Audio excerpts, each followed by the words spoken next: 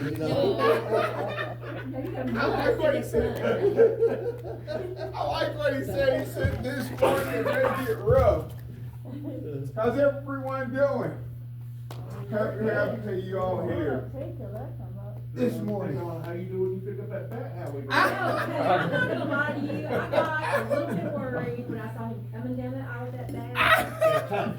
Yeah, I was like, You gotta wipe the tape, blow it up. I like what he said. and I felt unsafe. He's gonna hit us and then blow us back. I like what they're saying. Sometimes it gets rough and sometimes we feel unsafe.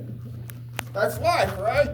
Mm-hmm. Sometimes it gets rough and sometimes it gets safe. I'm going to start by saying I went to Slitty, my mom, and I was sort of hesitating. You know, as you all know, hey, my mom is sick, and she's 85, and, you know, her prognosis is terminal. So as I was heading up to see her, I had my grandkids first, and I had them all day. Well, I didn't have them all day. I had them half the day and all last night, and then we headed up to the park. I got two of them. I actually got three. I got three for the price of two. But sale, right? That was a good deal. Okay, but I got this small girl. I got this granddaughter who's a handful. She's a handful, smart little girl. So she has a gym class, and I'm on her. I said, you pay attention in that class. She's a really smart girl. Really smart little girl. So I tried to get her attention. I said, you know, you pay attention when you get in that gym class. And I said to her, I said, I'm going to have your father send me, I'm going to have him take his phone and record you, and I'm going to make sure you're paying attention in that gym class. And when she looks at me, she said, no, Papa, what you got to head up there and slip, hey, and watch me in my gym class and know what I'm doing. You've got to come see me. Here's where I'm going before I went up there to see my mom. I was hesitant about hitting up your mother. And after hearing everything and whatnot, I was thinking, Lord, how will I get through this? This is going to be a hard time. This is going to be a difficult time. I headed up and saw her. We talked. And I know, hey, you guys have heard me say over and over and over, when I'm done, if I can reach one. If one little boy says he made a difference in my life, then that's enough. That's my only hope. And I got to speak with her and talked.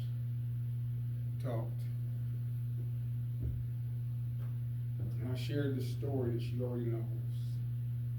But I needed to share it with her. I wanted to share it with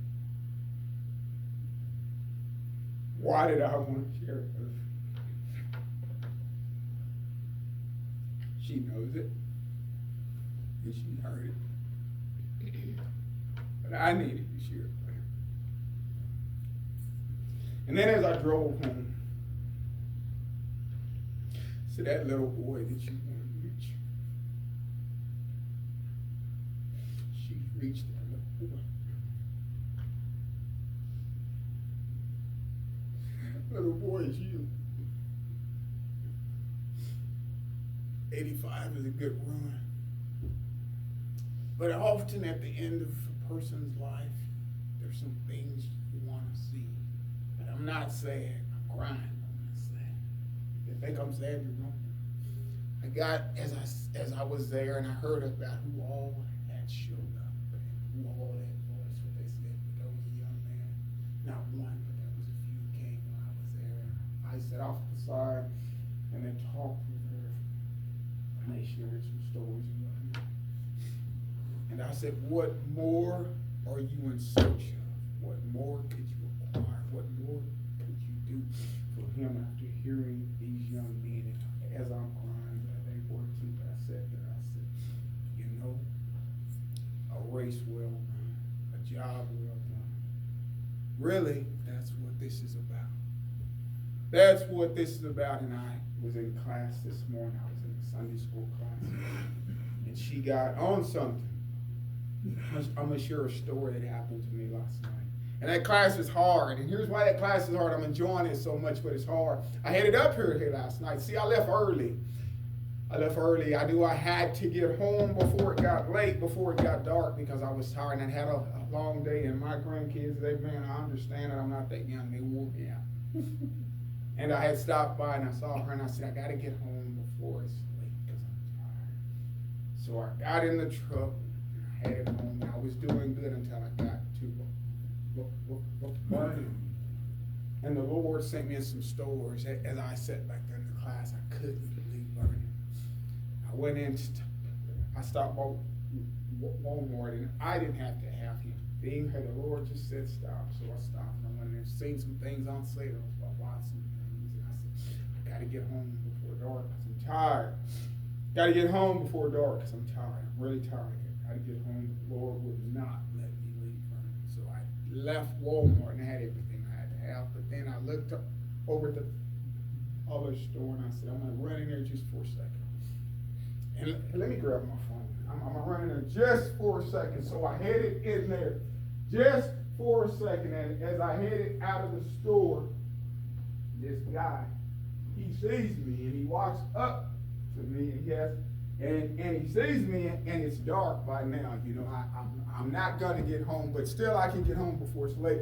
And he sees me and he walks up to me, and I first said, this is not good. It's dark. I don't know this man. I'm a black man. He can say anything. He can say I robbed him. I want you to understand where I'm going and what's on my heart. I said, this is not a good time. And I was hesitant as I looked at him, and he walked up to me, and he's coming up to me, and I said, this is not good. See, y'all, I think like everybody else think I'm hurting. He's walking up to me with his phone. And then I stand back, and I got this feeling of reassurance. So I said, talk to him. He walks up to me and he talks into his phone. He doesn't speak English. He's a foreigner guy. He's Japanese, I think. Where he looked, his head was shaven, clean shaven. Why did I feel as if I felt? It wasn't anything about him that looked suspect. Clean shaven, head shaven. But he took his phone. Me and him this week had an experience with technology. Let's grow, let's blossom, let's bloom. He walked up to me and he speaks into his phone. And he asked me if I had an air pump. And I said, I don't have an air pump. He says, I have a flat. I said, I'm sorry, I don't have an air pump. And he points after, and he's got a really nice truck with this big old trailer full of golf carts. And I've never seen a golf cart with solar panels on it. These golf carts have solar panels. And he had a long trailer. I bet he had, I don't know how many was on there, because I'm just wanting to get home and it was full. And then he heads off, and man, he's looking and he's shaking his head. He goes over to his truck. He's walking around his truck, walking around his truck, and I think that in the back of my truck, I've got my air tank in the back seat. It's filled up. I filled it up this week. So I said, Daryl, you're going to need it. So I filled it up this week. And now I think I said, he needs air. And I got air. But what if I have a flat tomorrow? What am I doing? Uh-oh, Daryl said that. Uh-oh, why did he say that? And then I got in the truck and I drove over there to him. And I say this to him. I said, I don't have an air tank. So I say, I've got an air tank. I said, it's got 100 pounds in it. I said, that's all it'll hold. I said, but we'll see what it does, because if a tire's flat, and I learned about halfway. So he looks at me and he smiles. And he's just, you know, his phone, and y'all, it's funny when you can't talk to somebody, what happens? There's a barrier, right? There's a language barrier. He takes his phone, he speaks into it. And he shows me on his phone where he's going. He says, if I can get there, I can get it fixed. I said, all we have is 100 pounds, so he takes that air tank and he airs up this tank. And I mean, he got everything in this tank up there. He put it on but the tire wasn't flat. It was low, and it showed me a nail. See, we couldn't communicate. Showed me the nail. Then his tire. And this golf course, he had a nice truck now. Whoa, I like this truck. I'm gonna get one like this. It's my home trade all these golf carts. But before I got there, I could see him as I drove to him. He's going around and around the truck, shaking his head. We're gonna make it. We're gonna get to where it's coming. He tucked that air tank, and he aired the tire. The tire had some air in it. It didn't get it all the way up, but it did get it up. But here's what I could see. I was still a little, still sad some. And I don't know if that truck there had 2 or 3 axles. I saw at least 2, but it still had a lean to it. Here's what he said. He said, I can easily get to where I'm going now. And you know what he did next? He grabbed me and squeezed me like I'd never been squeezed before. I said, if somebody drives by and sees this, like, oh my goodness. Oh my goodness. Look, that's Daryl. Look at this. See, I don't care what the world thinks. Even with a language barrier, we were bought for a price. We were bought at a price. I'm going to read something. It says Proverbs in 27:19. As water reflects the face, so the heart of a man reflects the man's character. Emphasizing, and here's what that means. It emphasizes that a man's heart and his character are revealed in his actions. Now here's one I'm going. A man's heart and his character are revealed in his actions. What do I want the world to see in my heart, in my actions? I want them to see God. I want them to see God. If I can get them to see him, then what has occurred? Then what's happened? Now, I don't know what he believed in. I don't know what his religion was, but I understand the power of love. And let me say this, oftentimes I have a lot to say, but yesterday wasn't my best day. But here's what I seen that God spoke to me the way he grabbed me. And man, he was jumping up and down when we got that tire aired up. I didn't need to say much. Because you know why I didn't have to say a lot? God had already spoken to him. Because I had watched him. I saw him after he went from vehicle to vehicle. If somebody walks up to you with a phone and they can't even talk to you and I understand the word time. If somebody can't even talk to you, what's wrong with that guy? I don't want to talk to him. He looks suspicious, right? But it's funny. And all he was looking for was some air. Some air. But here's where I'm going next. When we need something, right?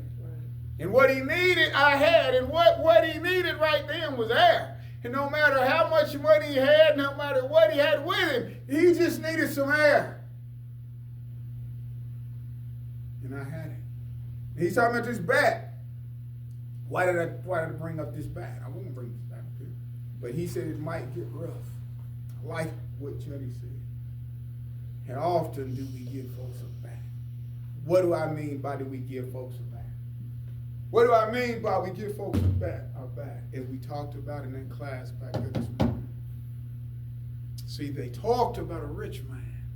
The things that a rich man might not do, might not see heaven. But you know what I've learned? It's not all about how much money you have. I've seen rich folks that was the poorest of poor. I've seen the poorest of poor that was the richest of riches. If we're led by the Lord and if we share what he's placed in our heart, you are equipped. The air that was in that tank, I didn't pay a dime for. I got it for free. What he needed didn't cost me a dime. I had some money in my pocket. If I had gave him that, it wouldn't have done him any good. What he simply needed from me was something that was free, the air in his tank. It didn't cost me a dime. How many people simply need what's in this Bible? And it has not cost us a dime. The Lord has paid for it, right? But yet it's priceless. This is what they need to get to where it is they're going. How do they get it? Uh-oh, I'm going somewhere. Through us. Takes a little time, right? Even when sometimes it feels suspect. Even when it doesn't feel right. Even when we're not at our best. See, here's what happens, and we were talking about there. See, here's what I meant by Sometimes you need to feel it, see. After he got that arrow, there was no doubt in his mind where it had come from, because I watched him go from person to person, and nobody had. You know, when he walked up to me, this guy, he got no arrow. Just so happened I had it. But who had me there? Because here's what's funny. Here's what's unique. I told myself when I left my mom's room that I was going to get home before late. I was tired. But the Lord wouldn't let me get home. He made me stop here and there and there and there. And it's funny how the Lord is always on time. As I walk out of the store, he's walking up. He's walking up. And lo and behold, the Lord has fixed it so I got an error. He was in the truck, and that's all he needed. But man, he drove off. He was jumping up and down. I don't know where he was headed with all of those golf carts. But he could get now to where it was he was going. Now, I didn't even share with him my name or who I was. Was that important? He'll probably not remember me. But who will he remember? I'm passing through this little town, and it's dark, and I need air, and I got all these golf carts, and I just need some air. How would he have felt if he had to sit there and not have gotten to where he was trying to get simply because somebody gave him a bat? I got some air back here, but you can't use my air. That big old nice truck and all those golf carts. You mean you headed out and you didn't buy you an air pump or air tank? What's wrong with you? Things happen. The Lord fixes it so things happen. When he's ready to get our attention, he will. Simply a nail. Big old nice truck. Brand new tires on this trailer. This was a nice trailer. I know what he thought when he started. I'm going to be fine. Just a little nail made him stop. How many people in life are going to have that little nail? The Lord's going to have them stop for us to come along and share the gospel with them. Share whatever we have with them. Often it's not the things that I say. I can stand before you and preach all week. I can preach to you until I'm blue in the face. If I preached to him last night for an hour and not had air, what would it have meant? He's in my way. I've got to get to where I'm going. But here's what happened. I had air. I shared the air. I gave him the air, and he got on to where it was going. He says it often. We are preaching all the time. Our actions. As we sat back there, it's one thing to hear it, but it's something else to see it. It's something else to feel it. It's something else to. This is what makes it real. We should not quench the spirit. How do we quench the spirit? I'm not going to go get that bat. It failed. I'm going to leave it down there. I'm not going to get out and get it. I'm sore in the back. Just like I've got that bat, if we don't do what the Lord has asked us to do, what's going to happen? I'm going to say one more thing. I got to shut up. I didn't use that time up, Pastor. I'm sorry. I'm glad you wanted to have that breakfast that touched my heart. I'm going to tell you, I got to share this. See, a while back, I wanted to do that. We didn't get to do it. I met a young man 3 weeks ago in a store. Walked up to me. He knew exactly who I was. He remembered who I was. He had to tell me who he was. And he said, Darrell, I remember when I was in your Sunday school. This is my last memory of this young man. He told me who he was. One Sunday, back there in our Sunday school class, he came to me. He said, Darrell, I'm hungry. He said, I haven't eaten since Friday at lunch. Something about his hungry as I've ever been. I was going to give him some money, but I went to talk to some people about it. And I looked up and he was gone. The last time I saw him, until last week. He's a grown man now, he's not a child. Walked up to me, talked to me, he said, I saw you the other day. He said, I thought that was Darrell, but I wasn't sure. He said, I saw you today. It was you. Wanted to talk to you. He's happy and he appears to be doing good. But you know what's sad? Before seeing him, my last memory of him was of me hearing him say how hungry he was. Heard a young man say, Sometimes folks will get to where church is not good enough for them. Church is not the place for them.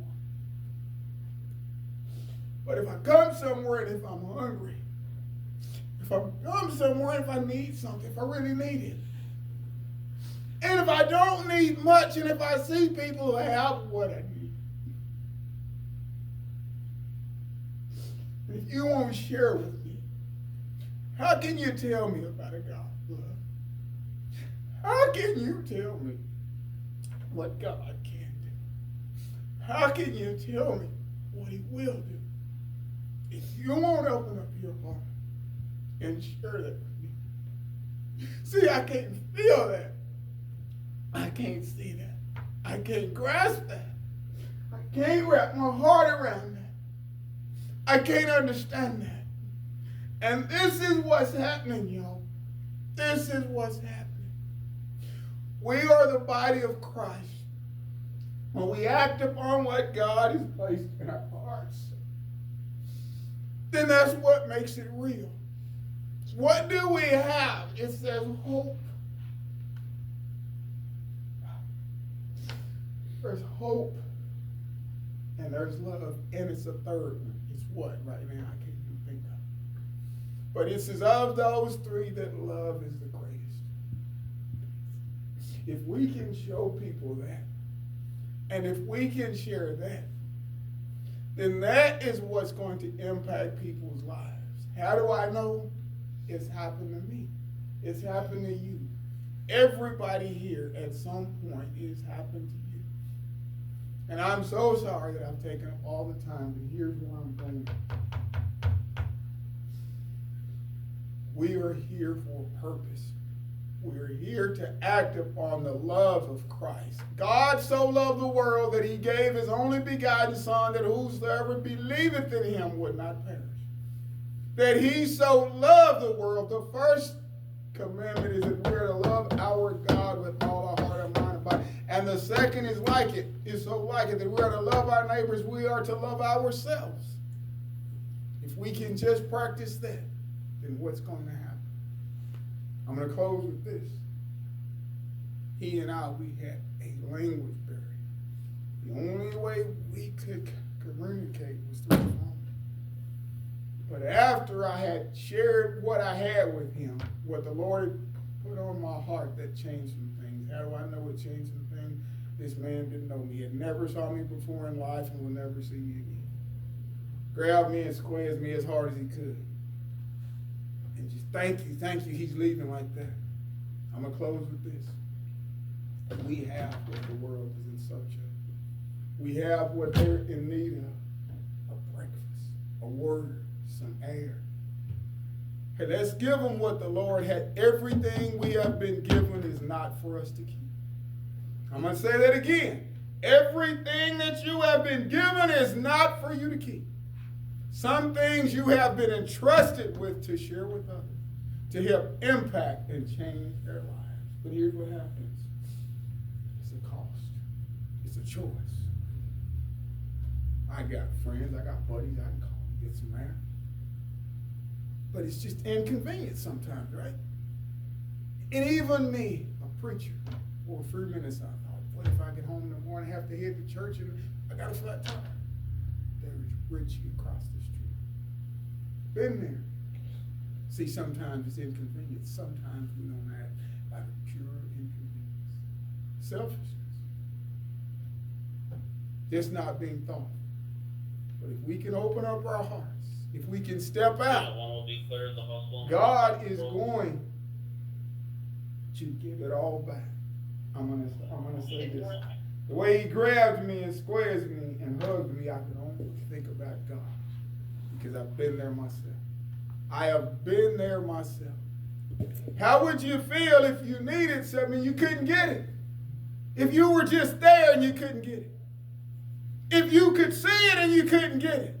I don't ever want somebody to see it and not be able to get it. And I don't want to be the one that has it and say no, simply because I want it, I want to keep it. No. My little grandson, I'm on him. Man, if he got something, he can tell you, it's mine. It's mine, I'm going to keep it. No, Papa, it's mine. We can't be like that. What if the Lord said no? I'm not gonna hang on that cross. I'm here. I'm in heaven. Why would I go back? Why would I go down there? Why would I walk that walk? Why would I carry that cross? Why would I bleed? Why would I hurt? Why would I do that? Why? No. I'm here. They got to get to where it is I am. How about if he felt like that? Where would we be? Where would we be going? Oh my, we were talking about Lazarus and the rich man. Where did the rich man wind up? If God hadn't have done what he did, we couldn't get there. Uh-oh. Now this morning we were talking about a rich man, but now I'm talking about us. If God hadn't have what? Acted out of love. Then where would we be? Love. I'm going to sit down and I'm going to shut up. And I'm going to let the pastor say a few words. I'm sorry, Pastor. I want you guys to have us in prayer. You be praying for us, but I want to say this. God works in all things. Often, sometimes things might seem like they're the worst thing that can happen. And sometimes when it's all said and done, it's not the best things could happen. If you allow the Lord to have his way, it is going to work for your good as well is. If it works for his good, it is work for us. So please keep us in prayer and be praying for us. And thank you for your time. Amen. I'm going to leave that down there until we're done.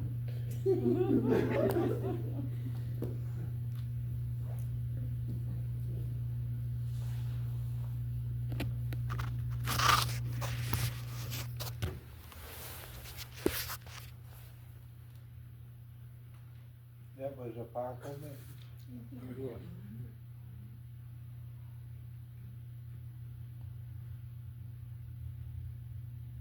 And I'm not jealous enough to regret it. Thank you.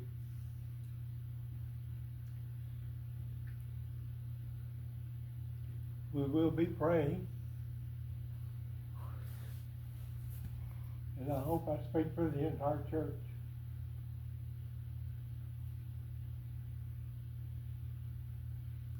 Is there anything further before we're dismissed?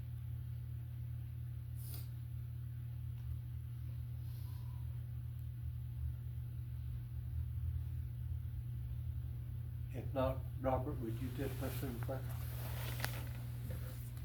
Lord, we just want to thank you for letting us all be in your house today, Lord. Lord, those that could not be with us today, Lord, just return to us next week, Lord. Lord, just have us take this place that you act of it, Lord. In your name, be it.